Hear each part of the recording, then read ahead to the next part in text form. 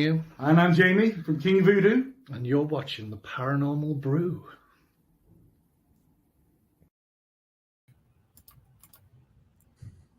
Hey.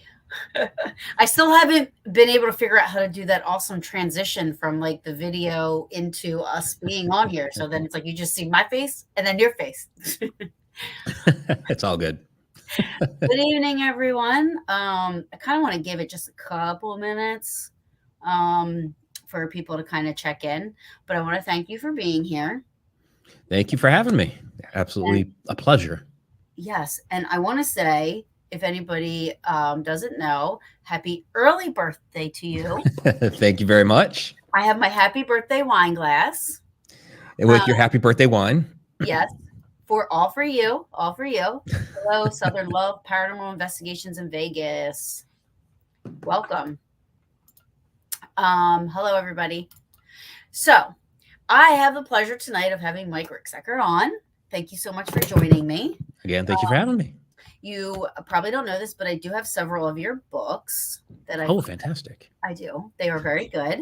The one that I don't have, and I would love to, Hi, Dr. Molnar, Haunted MD, checking in. Hi, Rach. Is the Alaskan one, which I'm very, very intrigued about. So I do eventually want to talk about that a little bit. Okay. However, so how I knew of you, my best friend Sabrina. Love Sabrina. She's a huge fan of yours as well, and nothing against you, but the first book I got was because you included one of her stories in your book. And then you started to come out with more books. So I was just like, wow, they're really good. I love your books. So I have to get the Alaskan one for sure. Yeah, that's the latest one. Yeah, it looks so awesome. Like, I'm just so intrigued, which I never even knew there was an Alaskan triangle, but we'll get to that. Sure. So we'll start out. I just want to know basically, how you got into it. I know that's like the normal paranormal question, but I mean, I'm always curious to hear how people, because I was a late bloomer. I didn't start till I was in my late 20s, where most people are like, oh, I lived in a haunted house when I was 3 and So I'm always curious to see how people get into it and what your goal is with all of your awesome talents and, everything that you do for the community. You're one of the legit real people that are in this field, and it's a very positive stuff that you do for the field and everything like that. So thank you. I guess I'll give you the mic, Mike. All right. You give Mike the mic. All right. I'll give Mike the mic. Awesome. Well, yeah, I mean, I'm an experiencer, really, is where I got my start from a very young age. I would not say that I grew up in a haunted house, but when I was about 8 years old, woke up in the middle of the night and there's this tall, dark shadow standing in the corner of my room. It's something that we would call a shadow person or a shadow entity or something like that, but had no idea at the time from any of that stuff. I just thought somebody had broken in the house, was an intruder and they were about to kill me because, that's about what you think at 8 years old. Figured I had enough time to gasp and, I was a goner. Fortunately, I'm still alive to tell the tale, which is great. But it did get physical with me. So it approached my bed, leaned over. I'm staring at this blank black face. There's like no eyes, no nose, no mouth, nothing. I'm trying to scream. Nothing's coming out of my mouth because I'm just too terrified. And it grabbed me by the wrists, of all things, crossed my arms across my body, and then ran off down the hall, and of all places into a closet. By that point, I found my voice, found my legs, ran off to my parents' bedroom screaming. And they tried to console me, calm me down, told me that I just had a bad dream, but I was awake for this whole thing. Again, not a haunted house. This was just like a one-off. It's the only time this ever happened in that particular house. I lived there for 10 years. Wow. Yeah. Interesting. So 5 years later, we moved from that house in Massachusetts to a new house in Ohio. And this one had a little bit of something going on. As I'm opening boxes, putting things away in my new bedroom, I kept seeing this figure standing by the doorway, and I turn and look, and it would take off down the hall. Very different than the one that I saw when I was younger. Again, this would be, some sort of shadow figure. This one was more translucent in nature, not solid. And it was very, very fast, because every time I turn, and it would keep doing this. It would stand in my doorway, and I'd turn and look at it, and off it would go. This happened several times over the course of a few days. So, I ended up asking my mother about it, and maybe she thought I was a little bit mature at 13 years old. I don't know how mature you can be as a 13-year-old, but older than 8. 13-year-old boy too. Yeah, there we go. So very immature. She told me that she had actually seen this thing too, which was great on a couple of levels. For one, it was affirmation that I'm not crazy. Mom has seen this too. Okay, great. But she said it in such a, she just wasn't very alarmed when we talked about it. So she didn't seem worried about it. So it's like, okay, Mom has seen it. She's not worried about it. I guess I don't have anything to be worried about. So I ended up getting playful with this thing. I started calling him Tom, like peeping Tom, because he'd peep in my doorway. And I'd say, hi, Tom, and off he'd go. So that activity lasted for about 3 or 4 months, and then just kind of subsided. So I just chalked it up to something that was there at the house, checking out the new family, deemed we were okay, and it went about its business. Yeah. That's interesting. Yeah. So those were my first real couple of experiences. But what got me into investigating the paranormal, a couple of years later, about 15 years old, and my friend David and I are at our friend Lori's house, and we're just, teenagers shooting the breeze in her living room, talking teen drama and all that stuff. And all of a sudden she says, I think my house is haunted. And David and I are like, oh, okay, this is interesting. What's up? Why do you think it's haunted? So she starts, and this is an older house in the downtown of the small town that we lived in. And so she started telling us about the old family cemetery that was out in the backyard, things that are going on around the house. And her main concern was in her bedroom. She had this one particular wall where every time she tacked something up, it would always fall down. She couldn't keep anything on the wall, like posters and things like that. Right. So it would be like an hour, day, week later, or whatever, the thing would always fall down. So, okay, we're going to go investigate the haunted wall. So first little paranormal investigation, no idea what we're doing. This is late 80s. We had no idea, what a paranormal investigation was. There were no shows or anything like that at the time. Right. So In Search of with Leonard Nimoy, but it was only every once in a while they do like a paranormal investigation or something like that on there. Mm-hmm. So I remember that show. Yeah, it was good. I forgot about it until you just said it. So we go up to her bedroom, and we're checking out her room, taking a look at the wall. She's telling us more stories about things that go on at the house. And then David, and I had no idea about him until that moment, that he was extremely, extremely sensitive. So he put his hand flat to the wall like that. And all of a sudden he turned this bright red, started sweating profusely. And I'm looking at David like, oh my gosh, what in the world's going on with my friend? I'd never seen anything like this before. Right. So he starts going like wall to wall of the house, touching all these different walls, see if there's like any more, hot spots and things like that.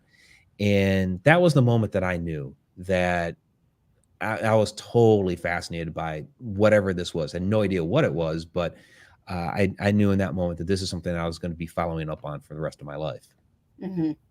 And then you just kind of, because I feel like you do more of like correct me if I'm wrong, but you do more like expedition-y type stuff, don't you? Like, I feel like, I follow you on Facebook, so I feel like you're always going to like really cool places, and you know what I mean? You're doing a lot of stuff like that, as opposed to haunted buildings or, Yeah, I mean, I've done my fair share of haunted buildings. Yeah. Did that for a long, long time. But yeah, lately it's more like I just got back from Ireland. Last year was Egypt. We're going back to Egypt in February. So if people want to sign up for the Stargates of Ancient Egypt tour, please come sign up. It's going to be a great time. So, yeah, I'm doing more research like that now, as opposed to, the haunted buildings and haunted houses, even though I've done a lot of that in the past. Yeah. Now, do you find that people that sign up for these expeditions with you, are they paranormal enthusiasts, or are they more? It's an interesting mix. So with the Ancient Mysteries of Ireland tour that we just did, it was through Mysterious Adventures Tour, Maria Schmidt, who used to own and operate the Seven Sisters Inn. So, and we had billed on it that we were going to do some paranormal investigations. 2 of those because of COVID and the way some of those locations kind of revamped their rules. Two of them we were not able to do, but we did do one at Lep Castle. And so we Oh, had that. cool. Yeah, it was great. So we had that angle to it, but the group was kind of mixed. There were several people that were more interested in going to like the stone circles, so into like Drombeg Stone Circle, Grange Stone Circle, those locations. Others that were just wanting to sightsee and like take in all of Ireland. And yet there were still some there that were there for the paranormal aspect of it. Yeah. Egypt is kind of, I don't know, man, because I really believe in like Egyptian curses and stuff. So I think I would be freaked out. Like, not freaked out, but I think I would proceed with caution while I was there. Gotcha. Yeah, I mean the curse of like, King Tut's tomb, that was applicable to those who opened the tomb. Since then, I mean, all kinds of people been in and out of there. So Right. I don't think the curse applies to the people going in there now, which by the way is the 100th anniversary of opening that this November. Wow. So yeah, so we'll be there at King Tut's tomb just after the 100th anniversary, which would be pretty cool. Yeah. So you're not afraid of that? No, I mean it's really, kind of. I know that sounds really weird, but or kooky for me, but I don't know. I feel like I would be that person that walks in totally innocent, not even knowing what's going on, and touch something or look at something or say something, and then next thing I know, I got King Tut hanging over my bed. That's funny. Yeah, I guess I kind of take it the same as going into a haunted location. I kind of have my own little things that I do to protect myself going in and out of locations, and so. When it comes to ancient Egypt, or even like some of these old castles and abbeys and things that they're doing in Ireland, you have a lot of that, similar type of energy. And there's even connections from Egypt to Ireland, which is really fascinating. So, oh wow, I never. Yeah, they have found ancient Egyptian artifacts there in Ireland that that connects the two countries. Yeah, I think it's more because I feel like Egyptians and like even in like Native American Indians and stuff like that, they were so spiritual, and I feel like when people like that are so spiritual, they really were in touch with, like, they didn't have technology, they didn't have anything, but yet you see all this stuff on the walls and how they wrote all the they drew all these things that they saw or what they believed. For me, I feel like because they were just so connected spiritually, I feel like that holds a little bit more weight than Yeah, they had a different type of technology. It's not like they had computers and cell phones, but there was some knowledge that they knew and possessed where, they could tap into the Earth's energy and be able to harness that. Somehow they knew how to move these huge megalithic blocks that we can't today. So they had some sort of interesting esoteric technology that in a way surpasses what we know today, even though it looks archaic. It was actually highly advanced. So very interesting. It is. And I mean, and even like when you look at places like in Italy and stuff like Pompeii and all those old, I mean, like, it's just fascinating to me. Have you ever been to Italy? I have not yet been to Italy. Definitely bucket list item. Yeah, me too. Do you find yourself going to places? Are you empathetic, or do you pick up on stuff, or are you just kind of exploring the history and the paranormal together? I mean, I'm definitely a what you would call a sensitive person. I can walk into a location and be like, oh, something's going on. Now, I'm not a psychic medium. I couldn't tell you exactly who or what is there. I'll start running a little investigation to try to figure that out. But what I'm interested in are in all the different connections. So between the spiritual realm, the physical realm that we have, the history behind it all, the inner workings of the universe. I'm interested in trying to figure out all those little connections because it is all connected. And I think when we learn how those different things are connected, we'll have a better understanding of the universe. Absolutely. And the universe is so massive. Yeah.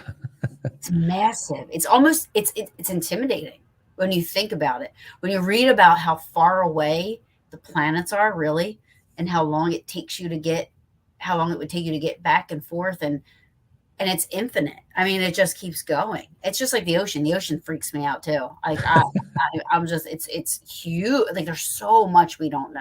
There's so much we don't know. So I love brave people like yourself that go to these places and I can just watch. And I'm like safe in my little home in Downey from New Jersey. Right. Well, and that's something I really enjoy doing is, being able to share all of this with everybody. And, I think that's one of the things that, we're supposed to do in our lives is, pass on to the next generation. So yeah, sure. I'm going to these locations, acquiring this knowledge, but part of, writing the books and putting together the films and the docuseries and all that sort of stuff is to share that information that I've gained so that, the next generation can take whatever I've done and keep going with it. Hopefully they pick up the mantle. I can't force them to take it up, but hopefully they do and they keep it going. Hopefully.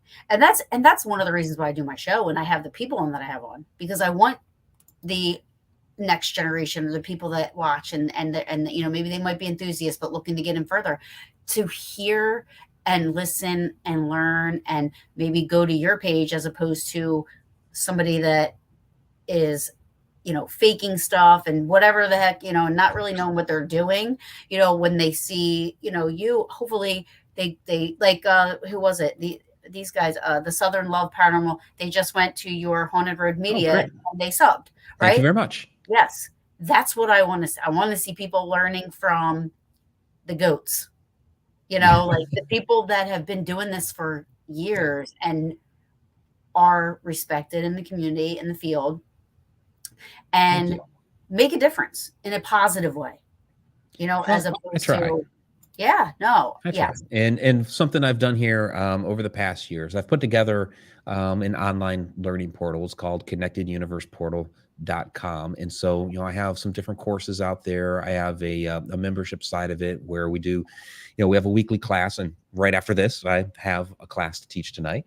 Where it's just sharing all this different information. And so it's a variety of different topics. I mean, we get into, things about the universe because it's called Connected Universe. We'll get into, hauntings, urban legends. We'll get into, some of the ancient sites, like Egypt or, some of the different stone circles. And, we'll get into consciousness and dreams and the afterlife and all those different things. So, because again, it's all connected. And so we explore a lot of different topics. So awesome. So, and how you said it's a course that you teach or just kind of? Yeah, right now there's 2 straight up courses on there. One on shadow entities, excuse me. One on shadow entities and then one on ancient Egypt. And then there's the membership side where it has a weekly class, variety of different topics, as well as like all the different travel blogs that I've put together. We have monthly Q&A videos. Like I do little video blogs or like inside sneak peeks of different projects that I'm working on and stuff like that. So it's and a lot of articles too. There's a lot of written articles. Yeah. That's awesome. And then like how much can I just ask like how much that costs? Oh, sure. Thank you, Aaron. There we go. Thank you, Aaron, for putting the link. I typed it in the comments, but it wasn't the link. So right. Thank you, Aaron. Yeah. So each of the 2 standalone courses, Egypt is like $20. And then I think the shadow person course is $60. But the online membership, 30-day free trial for that. And then it's $9.99 a month after that. That's awesome. Good for you. Thank you. That's awesome. So I was trying to wait, but I do want to get into this whole Alaskan triangle. Sure. So I saw the book. I have not had it yet, but I still want you to tell me. So you went to Alaska, or did you just research this? Well, there's a couple of different layers to this. So I spent 3 years in Alaska when I was a part of the Air Force during the early to mid 90s. So 92 to 95. Thank you for your service. Thank you. I'm indebted to you forever. Appreciate that.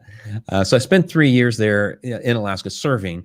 And I mean, you saw some different things and you heard some different rumors and just bizarre stuff, but that wasn't my focus at that time. Right. I was still kind of learning the ropes. I mean, that was, around the time The Sixth Sense came out, and I kind of started to get an idea of what an EVP was when he's, playing back the cassette tape. Yeah. And I was like, oh, okay, that's cool. Wait, so what year were you there?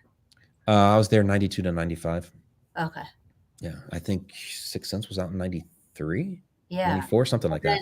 And then where were you stationed at? After that, I was at Fort Meade in Maryland for another 3 years, and then I was out. No, but in Alaska, where were In you? Alaska, oh, it was Elmendorf Air Force Base, so right outside of Anchorage. Okay. All right. So go ahead. I'm just trying No, to. that's fine. So that was kind of my original introduction to Alaska. But then, a few years ago, I got hit up by a production company from the UK, and they were interested in a video that I put out on the Haunted Road Media YouTube channel about portals, ley lines, haunted locations, and that sort of stuff, and how those are all related. And we just got to talking on a Zoom call. They asked me some different questions about what I know and all that stuff. And they asked me, well, what do you know about this type of activity in Alaska? Now I'm like, oh well, I was stationed in Alaska for 3 years. They have up there what they call the Alaska Triangle, which is basically like the Bermuda Triangle, but in Alaska. And they're like, that's awesome, because that's the name of our television show, the Alaska Triangle. So I got involved with the television show, filmed several episodes with them, and it just felt natural at that point to follow up with a book on not only everything that we talked about in the show, my own experiences that I had up there, plus other bizarre occurrences and things that have happened up in Alaska. And so, boom, now we have the book. That's awesome. So tell us what kind of experiences did you have and stuff? Now, wait, did you see the Northern Lights? Oh yeah. That's like Northern Lights are amazing. Of course, it has to be like dead of winter, freezing cold, and all of that stuff to see them, because you don't see them during the summertime. It's too light out. Right. So it's like, oh, that's awesome. I know. I said if I could just fly there, see the lights, and then fly back, I'd be happy. Yeah, there you go. But go ahead. So what kind of experience did you have in Alaska? Yeah, I mean, my own personal experiences, it seems to be a thing that follows me along, or follows me around, is the shadow entities, and I have theories as to why that is. The facility that I was stationed in my last 2 years there, which was the Alaska Command Building, it was in the basement of the building, which was the communications center, and it was totally for secure facility. And if I did not go out for lunch during the day, during the wintertime, I did not see the sun at all that day. So it was kind of one of those really locked down locations. Oh, wow. So it's kind of scary to think about.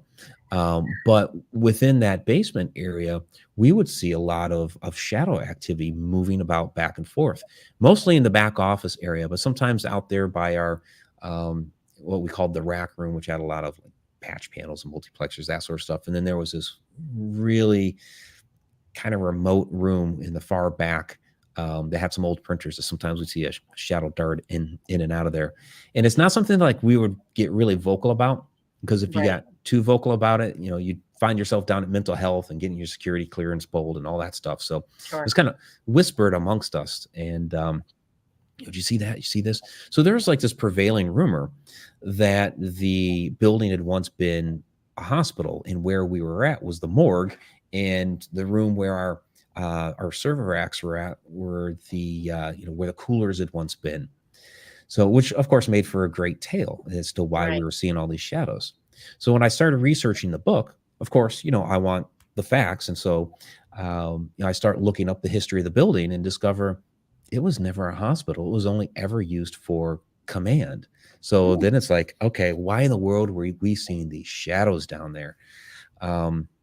So I think more of what we were seeing down there, as I get more and more into this research, I'm discovering that a lot of what we're witnessing are time slips, where there's two moments in time that are resonating at the same frequency for a brief moment, and we might see something play out as shadows, a lot of times as apparitions. You've been to the Conjuring house, Andrea's story there with the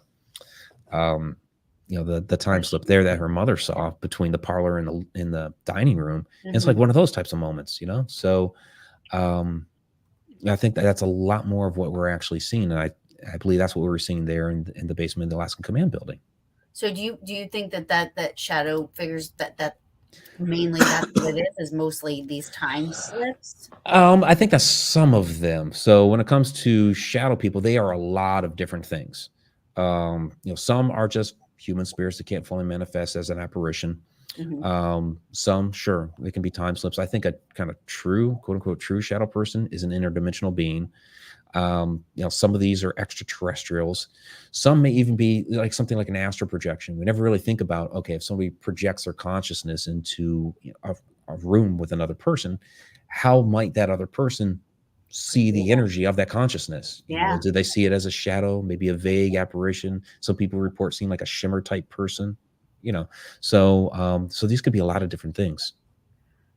Do you think that, okay, wait, I have like all these questions going through my brain. Do you think that, like, because people see, when they see apparitions, they claim to see them so many different ways, a hologram, whether they're transparent or, not or whatever. But do you think that they might be the same, but just have a stronger energy where it's like they can, do these, like, slip into these, like, time, you know what I mean? Like slip in and slip out? Or would you say that that's residual? Would you say those are residual type things? Well, I mean, some of it's going to be a residual, sure. I won't ever discredit a residual haunt that, some sort of energy has gotten caught into when there's the building or the structure or whatever, and something, boom, some sort of callus kicks it off, and we see the playback of it.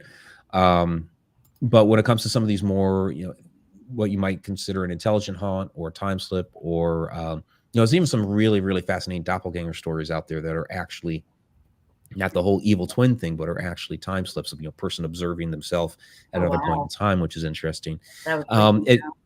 Yeah, I think it all comes down to energy, frequency, vibration.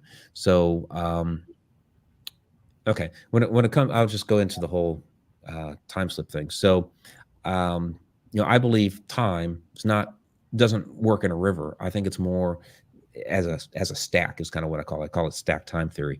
That take a location like where you're sitting right now, and every moment that has happened, is happening, and will happen are all concurrent in the same moment. So take each moment like like a photograph of that moment. You stack them all up, and you have a complete picture of that place at every Right. moment in time.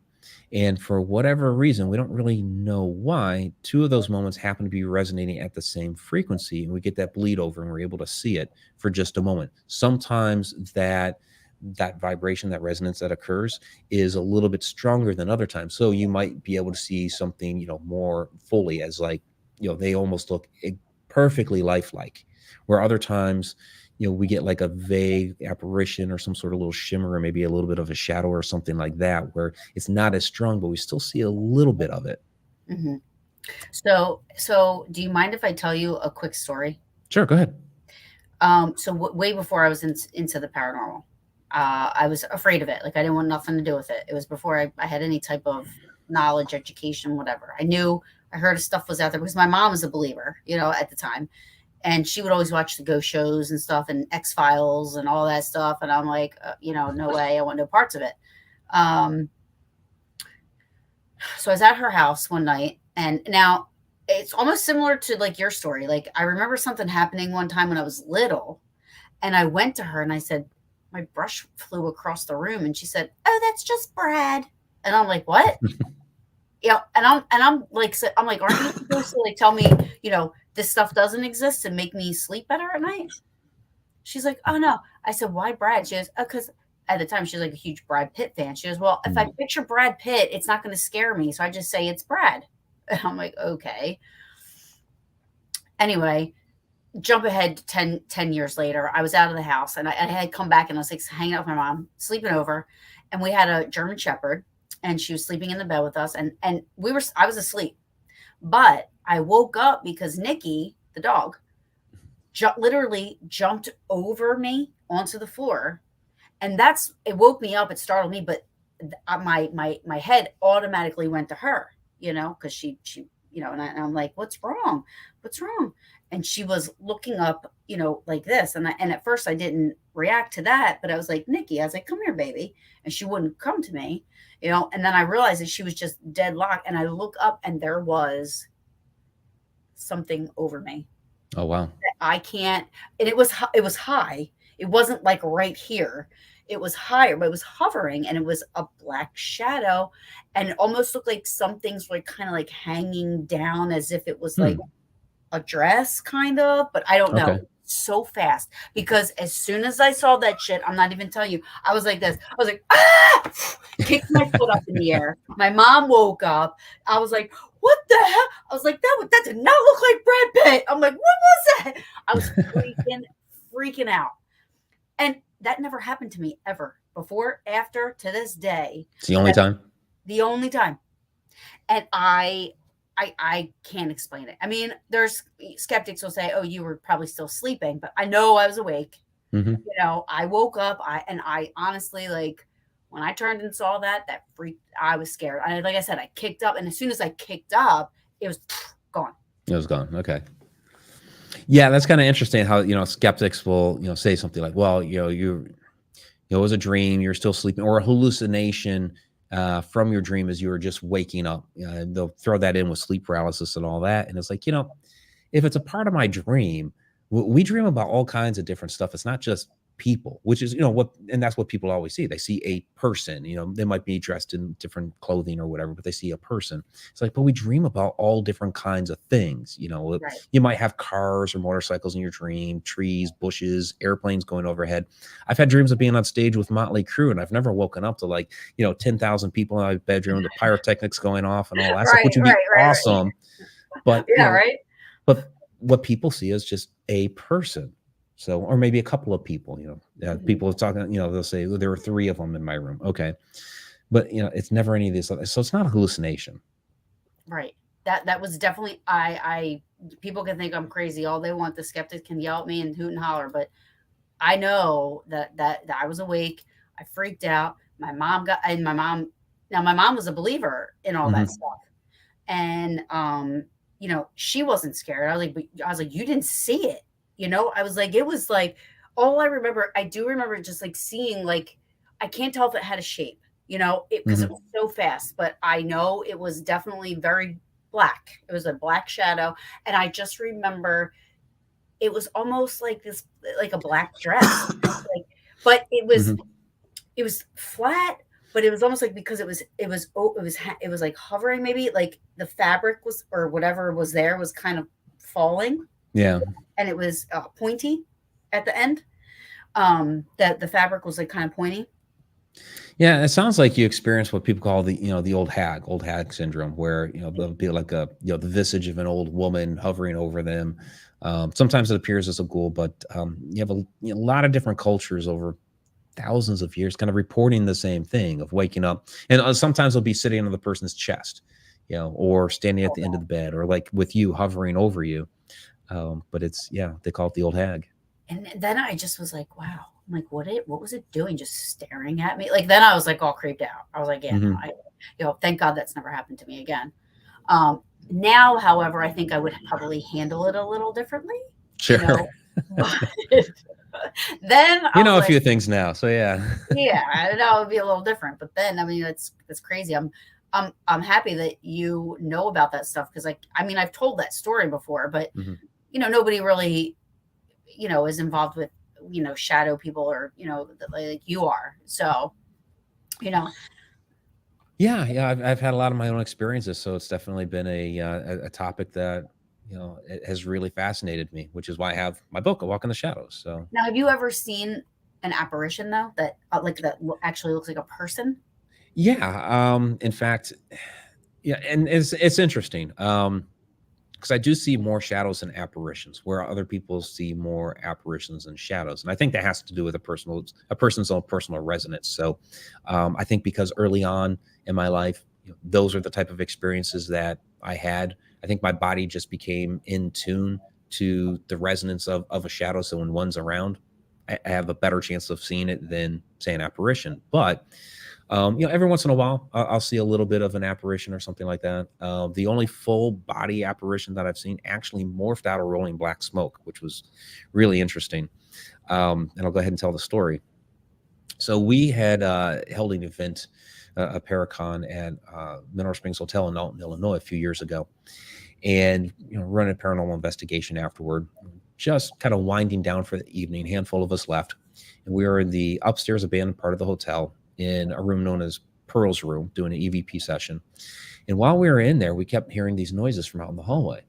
So go out into the hallway, taking a look, down the hall, and at the end of the hall, all of a sudden this black smoke started billowing up. And we first thought is there fire or something going on like that? Because here's this black smoke coming toward us.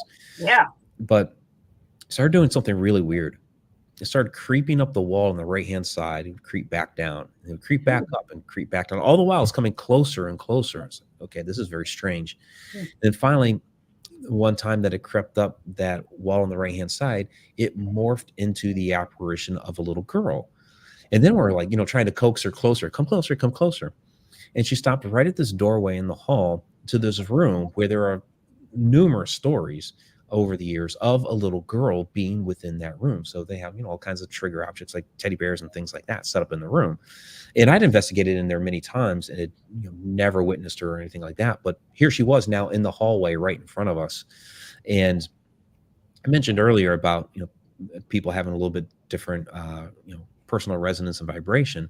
Yeah. There were 5 of us there that saw her, and we all saw her a little bit differently. So I saw her. Interesting to me.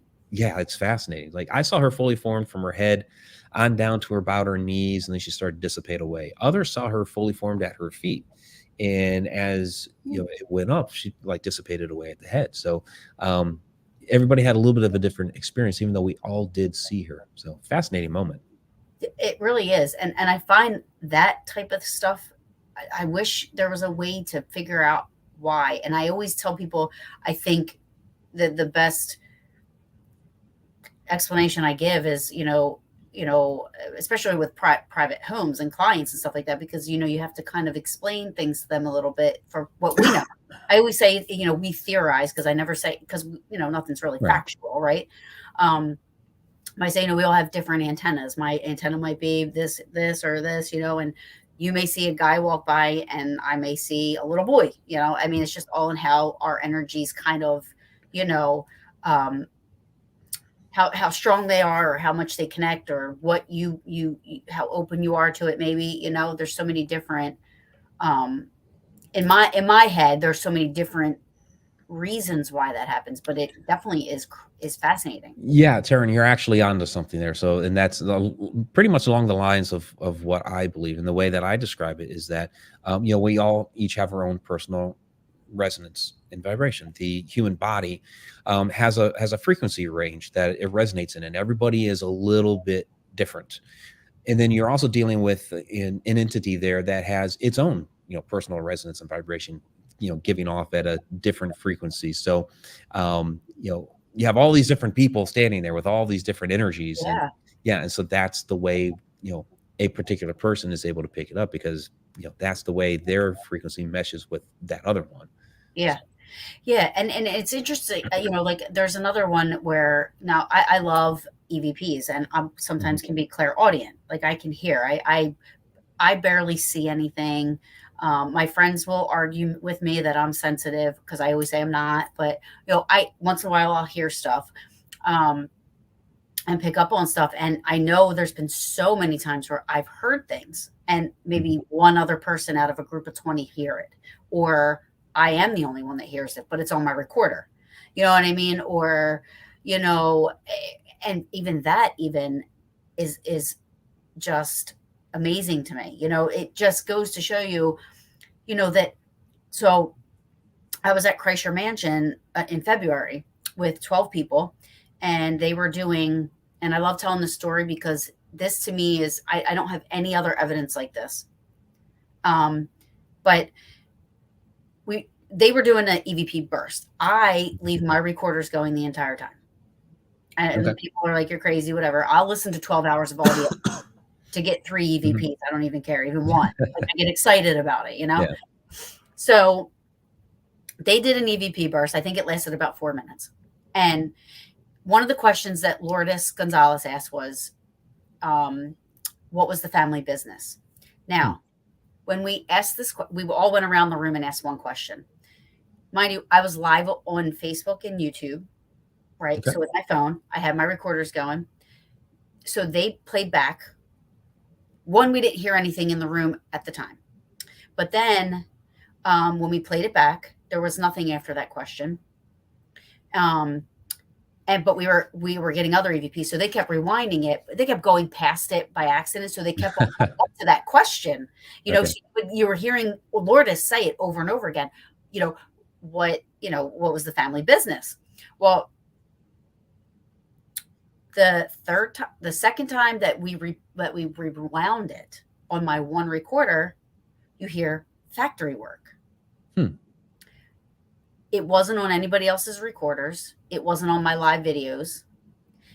And it wasn't somebody in the room, because if it was, it would have been caught on everything. Right. And it wasn't. Interesting. So for me, I'm like, this is to me what a Class A EVP would be, because it wasn't anywhere else. It was just that one time that it was as she was replaying back. So it was answering the recorded version of it. You know what I mean? Like, Yeah. After the third time. And I can't even, I just don't even know what to think of that. I mean, I think it's amazing. You know what I mean? I've never experienced that before. Yeah, that's really interesting. It was responding to the recorder version as you're playing it back. Then it responded The second time we played it back. Yeah, that's really interesting. And one other instance I can think of that it wasn't my EVP. It was at Madison Seminary, and a friend of mine had caught something really interesting. And they were using an SB7, which I don't usually use them because they give me a headache and all that. But he's using the SB7, and of course, he's trying to do a little, question and answer sort of thing. The response that he got, because he had an alternate recorder, just recording all this. The response that he got was not out of the SB7. It was, some other EVP from the side that was answering him. So, That's cool. Yeah, so it was very cool. So, he's trying to ask some questions to the SB7, doesn't get anything out of the SB7, but there's an EVP that comes in from the side. So it's interesting when stuff like that happens. Absolutely. And because we didn't know, you know what I mean? We weren't hearing it, but we honestly listened to it 3 more times, and there was nothing after it. Like, you knew it wasn't there then. So we re-listened to this 5 times. It only got picked up once, and that was it. Not to be picked up on the live video, even when I picked it up on the recorder. Like, I went back to when the time was my recorder to the live video. I was like, it wasn't there. So it didn't get picked up on this live video, but it got picked up on the recorder, which I thought was interesting. Yeah, that's really fascinating. Wow. It really is. I can't explain that one. And that's why I love it so much, because I can't explain it. Yeah. But there was a question up here. Is there a way to instigate the stacking or overbleed effect, Mike? I don't know if you understand. I think when you were talking about the picture. Yeah, when I was talking about stack time theory, I guess, is there a way to instigate and basically making the time slip happen? And that's what we don't know. We don't know what the catalyst is. These things seemingly happen in a random fashion to us. Yeah, so if we could make it happen on demand, that would be awesome, because then it'd be like, okay, I want to see, what was going on here 50 years ago, right? Right. You could put yourself into, you could solve some cold cases that way, right? For sure. Yeah. And I'm with you, the SB7, the spirit box, like, everybody knows how I feel about it. I don't knock anybody that uses them, but I can't. And I think more so because of those reasons. Like, I can be clairaudient at times, and I love EVP, so I want the real thing. I like it to be quiet, I don't like to, and plus I get annoyed by that noise after a while. So I'm like, if I get annoyed by it, I can't imagine what they're hearing. Like, we don't know how we come across to them, just like how they come across to us, right? We can't really explain a lot of that stuff, right? So yeah, I just try to have a conversation with them as best as I can. I try to find something that I might be able to relate to them on. Try to find a couple of different topics, and that's why I know some people don't want to go into a haunted location knowing any information. I try to get as much as I can, because chances are that what is there is somebody from the building's history. I mean, it could be transient, but most likely it's going to be, somebody associated with the history of the house. So I try to go in with as much information as possible, and I don't pigeonhole myself into like a particular person or topic or room or whatever. If I'm not getting anything, I'm not getting anything. So I'll move on and try something else or somebody else or whatever. So until and to me, it's like, okay, if I'm in a social situation and trying to mingle and all that, I have a better chance of picking up and starting a conversation with somebody if I know a piece of information about them, like, oh, hey, I hear you like to go hiking, that sort of thing, as opposed to just taking a shot in the dark and throwing topics out there. And my favorite example of that is we're an old, it was a flight school from World War II, and there was an old plane there that had been used in the war. And we're sitting inside trying to do some EVP work. Got some gadgets and gizmos set up. We're getting nothing. We're about to call it quits. And finally, I mentioned that, I'd been in the Air Force, which came out of the old Army Air Corps, which they would have flown for. All of a sudden, boom, stuff starts lighting up. We start getting EVPs.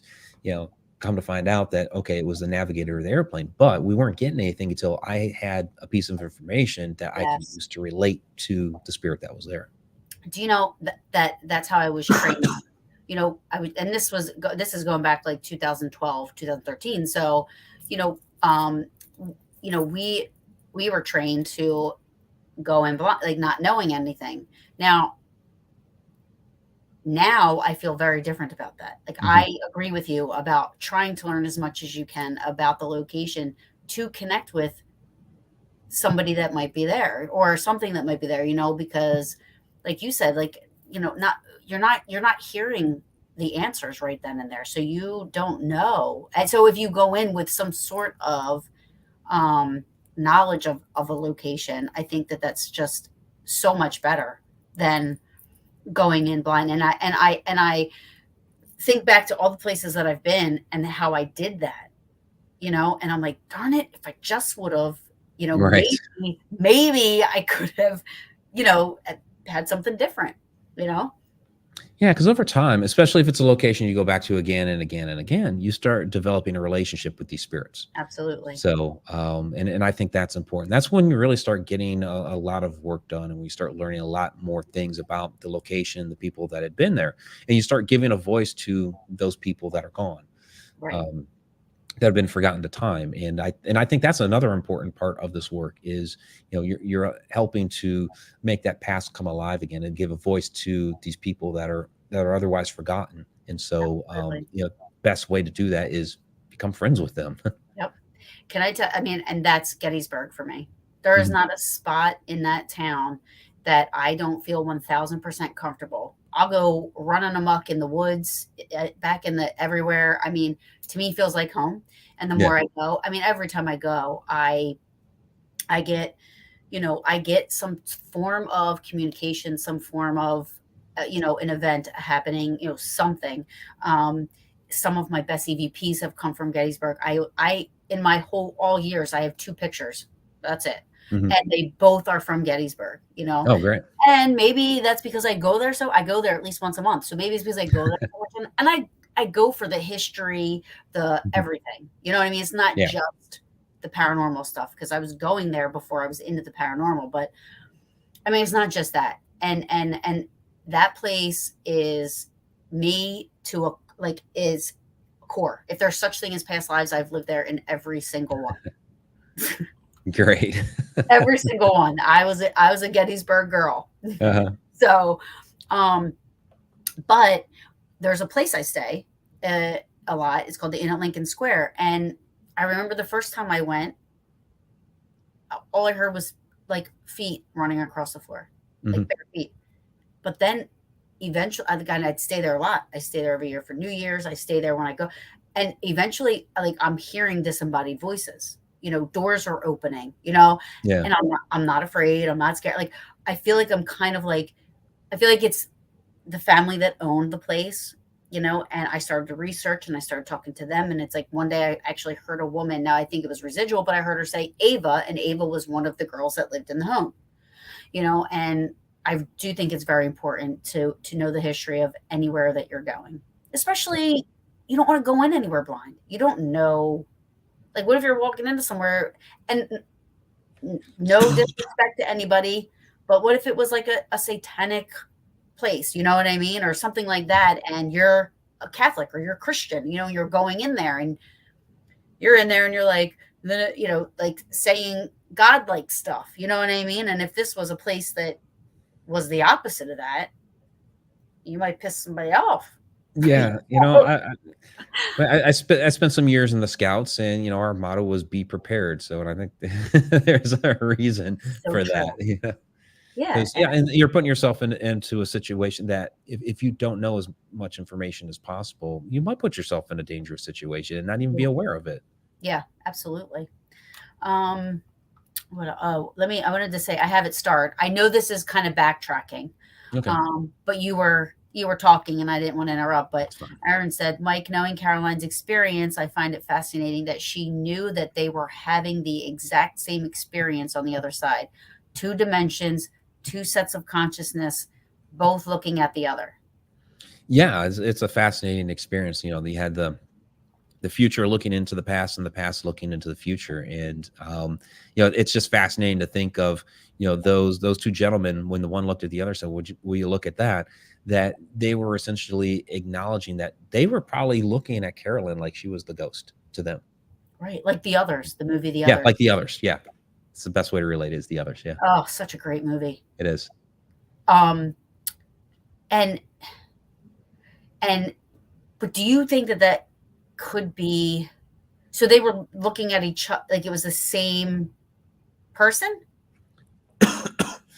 Well, I mean, there were so Carolyn was in the parlor, and when she looked into the dining room, basically what kind of the scene that morphed into play was 2 gentlemen sitting at the dining room table. There were a couple of kids running around, and there was a woman cooking over a fire at, you know, at the hearth, which, you know, hadn't been operational in like 100 years. So how was she cooking over there? But she was.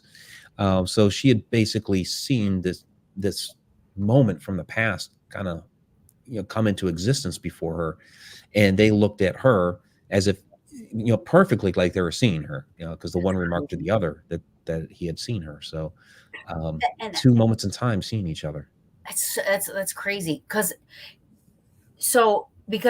normally, and I'm just going to use Gettysburg as an example, you hear accounts from there all the time where people always say, oh, this is residual, because they will be seeing replays of surgeries going on, or Yeah. regiments walking across the field, you know, and they don't acknowledge you at all, you know. Right. And if there's no acknowledgement, then I would lean more towards something being residual. But when they do acknowledge you and they see you and they're interactive, then it's like, okay, either some sort of intelligent haunt that's going on, or it's some sort of time slip. Yeah, And time slip. yeah, Some people say vortex or a portal. I mean, that could be, you know, excuse me, that could be part of the catalyst if it's a location. I mean, well, you take the Conjuring house, so there's definitely Andrea loves to call it a portal cleverly disguised as a farmhouse, and I agree with that. I think it's all based in that coming out of that well room. You know, there's definitely vortex activity down there. You have an open well that still has water in it. You know, the walls are made of limestone and they're capped with granite blocks. You know, it's kind of like the same construction they used in Egypt for some of these ancient temples. Oh, You know? God. Yeah. It's like a trifecta of, like, you know, like, just, you know. Exactly. So it's a tiny little power plant down there. Yeah. Add a thunderstorm and we're good. Yep, absolutely. I mean, like, gold, like, okay. Yeah, and there's so much activity that happens straight from, you know, above that well room. You know, they have the parlor. Above that is Andrew's old bedroom. So yeah. Yeah. It's, It brings me to this next thing where Brad Kling, he had captured a video. Now, this was in the 90s, so it was you know, like a camcorder. You know, it wasn't like all techie like we have today. But he saw a regiment walking across the field, you know, and he's recording this with his VHS camera. And I messaged him because to me, there's only 2 videos that have come out of Gettysburg that to me seem to be legit. His, and then the one that this family took, it looks like soldiers like in the tree line walking around, which it's amazing. One, because I've actually seen something similar. So that's why I believe that family's home video. But I said to Brad, I said, you realize that you got a digital recording of a natural recording. And to me, that's like, I'm like, interesting way to put it. It really, I mean, I have seen things like, and I got cameras hanging all over the place. I haven't taken pictures, you don't. So to get this recording of this residual thing going, and it's like, I said, that's like amazing. Even to this day, Yeah. I don't think I've ever seen anybody capture a residual occurrence. Now it might be out there, but I don't know. Yeah, I don't know. I mean, the couple of clips, and it's very hard to capture. People want all the photo evidence and all that. And if you watch television, it seems to happen all the time. But it's actually very, very challenging to capture anything on camera. It's like all the thousands and thousands of hours of video footage and all the thousands and thousands of photos. You can count on one hand like the number of pieces of actual visual evidence you get. It's unreal. If that, yeah. I remember I used to bring my cameras with me everywhere, like religiously. And I'm like, what am I doing? This is like such a waste of time. Like I'm trying to turn the camera on. I'm like, yeah, you know what I mean? Like I can't, what's the chances? I mean, I take pictures of the locations during the day just to take pictures, you know what I mean? To get, so that I know where I was at, when I was, where I was, but to actually have my camera out in with the intentions of capturing something, I'm like, it's not going to happen. Yeah, what I use for cameras now is to document. Here's the story of what we're doing. Here's the investigation or exploration, whatever the heck it is that we're doing. We're documenting that. But yeah, because back in the day, you'd set up all these cameras all over the place. This angle, that angle, and you'd never capture anything. It was unreal. Right. Yeah, I know. I mean, like, I think if I was able to like put cameras up for like to video, because I'm huge with, I like I said, my recorders are on all night. If I have video, I'm alive all night long because I'm really huge with like people trying to not say I'm not trying to fake nothing. I'm not trying to whatever. If I don't get anything, I don't get anything, and that's a lot of times that's the case. But I'm live, recording. I don't turn it off. We have a question. While you were in Ireland, did you see any shadow people? If so, did they seem and act differently in Ireland? Yeah. I can't say that I saw any shadow people while I was in Ireland. We went to some wonderful locations, many of which were reportedly haunted, but no, I didn't really have any experiences in Ireland, even though it was an absolutely amazing time. Yeah, I bet. It's so old. I had Barry Fitzgerald on last week, 2 weeks ago, and we talked about elementals because I never even heard of elementals until I saw the Ghost Hunters, where there was that face captured behind him when they were, which was very creepy. And we talked about that. Now, have you had any dealings with elementals? Like I'm not quite sure if I believe, or really maybe it's just because I'm not educated enough in elementals. Like I have a problem with us being humans and labeling everything. I feel like we have to label it. We do. That's the human mind. We try to categorize and compartmentalize, if I could speak. Yes. Because we're trying to make sense of our reality, and so that's the way we do it.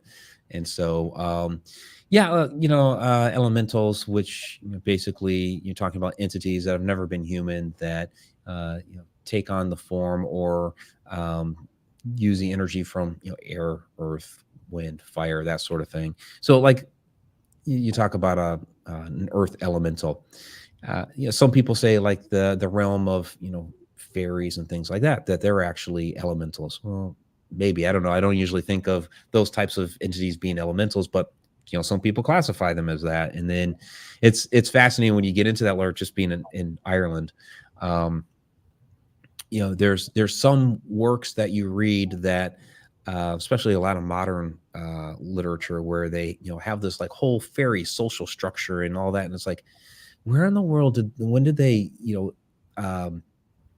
interview the fairy that told them how the whole structure was put together? But when you get into the older texts, it's a lot more base of things that people had experienced out in the woods that aren't necessarily, they're not defining a lot of really particulars. They're just kind of relating their experiences of something unusual that they'd experienced out in the woods or at a ring fort or something like that. And it's like, okay, I'm more on board with that, that they experienced something that could have been out of nature, that seemed to be more supernatural. Which, oh my gosh, reminds me of something. So you, correct me if I'm wrong, but I believe it's you, were at Hinsdale with my bestie Megan. With Megan, yes. And you guys saw the little blue lights. Yes, she talks about it all the time. Yeah, that was fascinating. I was really happy to have that experience with Megan. Yeah, that was a pretty wild night where we saw the little blue lights coming down out of the forest. And people say, well, maybe they were lightning bugs or fireflies. And it's like, well, for one, they were blue. There are blue fireflies, but they come out in the Carolinas during June. Yeah, we're in New York at the end of September. Yeah. So totally wrong season for it. And we're down there with flashlights looking on the ground. We're not finding any bugs or anything. And they're the ones that were in the air were twinkling. The ones that were on the ground would kind of like slowly, morph into existence, and then they dissipate back away. It was really fascinating. So my next season of Shadow Dimension season 2, actually features that in episode 1. Oh, that's awesome. Yeah. So if anybody watching that hasn't seen the Shadow Dimension yet, better go to Tubi TV, watch Shadow Dimension season 1, because season 2 will be coming out by the end of the year. Oh, awesome. Yeah, I definitely want to check that out. So here's another question. Is there a country that you haven't been to that you are wanting to do a documentary on, and what would be the topic? I mean, there's a lot of stuff that I want to do. I'd love to do some things with Easter Island, like Peru and Bolivia, with all the, pre-cataclysmic, the pre-Incan stuff. Yeah. A lot of that is fascinating. Those old, things that they call stargates, the old pyramids down there, and actually see with my own eyes how it relates to what we find in Egypt. And I think it's important to get to some of these different locations. Like just when I was in Ireland here recently, actually standing in the middle of Drombeg Stone Circle. Sure, you see it on. You see stone circles like Stonehenge and all that on television. You kind of get these grandiose vistas of it, but until you actually stand in the middle of one of those circles, and Drombeg was fascinating because if you stand in the middle of that circle and you talk, there's like this strange echo around you. It's really, really fascinating. And so you don't imagine back in the day when all the stones were still there and it was at its great height, how that energy would have felt in there. It's fascinating. Absolutely. I just looked up. I'm like, really? An hour? We've been on for an hour and 5 minutes. Over an hour. Yep. What the heck? Goes by Did we go through a time lapse? Or a little time slip. I feel like we went through a time slip. Like, oh, what the heck? I'm like, no, it's been an hour already. Well, I know you have to go. So before we go, I hate to cut this. I just totally just it's okay. It's like, yeah, because I have to go get to my class now. I know. So really quick, I know you just said but really quick, what you got coming up and where people can find you. I know I have all the links up on the event banner, but really quick, where people can find you. And I just want to say I love you. This is the first time we've talked. My best friends have had such great things about you, Sabrina, Megan, and everybody that knows you. So it was a pleasure having you on, and you really are awesome. And can't wait to get that Alaskan Triangle book. And I want to check your shows out, but I want you just to tell everybody where to find you. Sure, absolutely. And thanks again so much for having me, Taryn. Yeah, you can find me. MikeRicksecker.com is my primary website. ConnectedUniversePortal.com is my online learning portal. And then Shadow Dimension docuseries. You can find the links to that ShadowDimension.com, but the best place to watch is Tubi TV. Tubi. Of course, yeah, Tubi. Tubi TV. Not to be confused with YouTube. It's Tubi Yeah, TV. Tubi. Tubi. Yeah. Thank you, Doc. Thank you, Mike, so much for coming on. Good luck with your class. Good luck with everything. Thanks. And I will, I'll be following / I'm not stalking, but I'm following. That's fine. Follow up. Yes. And I would love to maybe have you on again sometime once Sure. life calms down for you and you have some more time. I would always love to have you on to talk again because this was great and went by very fast. It did. Good Thank you so much for having me, Taryn. Thank you. Enjoy your night, and I'll Have see a good you night. soon. Bye-bye. Well, that was amazing. That was awesome. He was awesome. And I'm just so happy that what a great show that was. So I want to thank everybody for joining me. Please check out Mike Ricksecker stuff. He's very, very intriguing, awesome, very well, all around great guy. I know if my best friends love him, he's got to be a good guy. So again, I want to thank everybody for joining me and sticking around. And Darren, thank you for the questions. Awesome as always. Jing, I'm very sorry. I didn't get to really say hi to anybody as we were talking. I just didn't want to cut him off, and say hi to people while he was talking. So I apologize, but I did put all your stuff up. So, and you do a great job. Let's see. I'm on it like a hobo. A sandwich. Thank you, Hunters of the Paranormal. Thank you so much for joining us. That was great. I hope you guys join me next week. I don't have my book with me, but I also have more shows scheduled that I haven't done the event banners for yet. So I'm looking to have somebody on. Hey, Goat. What's up? The Goat is here. Haven't seen you in a while. I hope you're well. But I'm trying to get somebody on for the Mothman, who researches Mothman. I have a slew of awesome guests coming up. So I hope you guys join me. And until next week or whenever I decide. Oh, I'll be at Paraunity Expo this weekend. So I definitely will go live from the Paraunity Expo, Woodbridge, New Jersey, put on by New Jersey Paranormal, John Ruggiero and Chris Therian. It's going to be my first time there, but I am going to go live from there. There's a huge lineup of paracelebs and all kinds of stuff.